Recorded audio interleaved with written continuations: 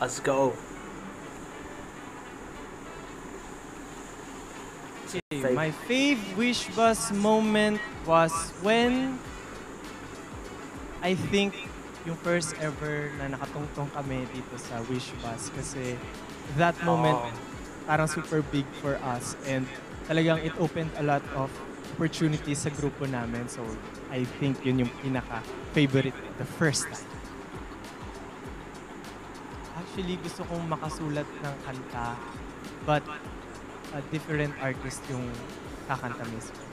So, grabe yung ultimate ko, no? Hindi ganun ka-ultimate. Pero, yeah, dream small muna. Pero yun siguro isa sa parang gusto ko rin mangyari na marinig ko yung kanta ko with a different artist, how it's going to, or he or she is going to own that song. What's your wish for Ang Wish? wish ko sa Wish ay hopefully talagang dumami pa yung bus sa iba't ibang parte ng mundo, ng Earth. So, di ba, recently nag-open sa Busan, sa Korea.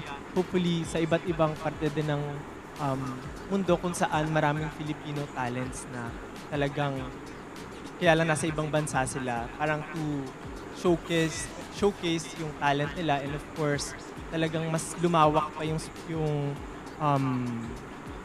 mapagdadalhan ni Wish ng music ng iba't ibang Filipino artists. So, yung growth.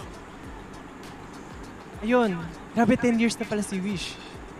Wow, congratulations po for the 10 years and talagang super daming artist ang nabibigyan nyo ng opportunity, ang napapasaya and syempre sana po ay talagang, yun nga sabi ko, mag-grow pa si Wish, magkaroon pa ng maraming Wish Bus sa iba't ibang bansa, para magkaroon din ng access lalo na yung mga talented Filipinos na nakatira sa ibang bansa. Let's go, Wish! Fighting! Laban pa!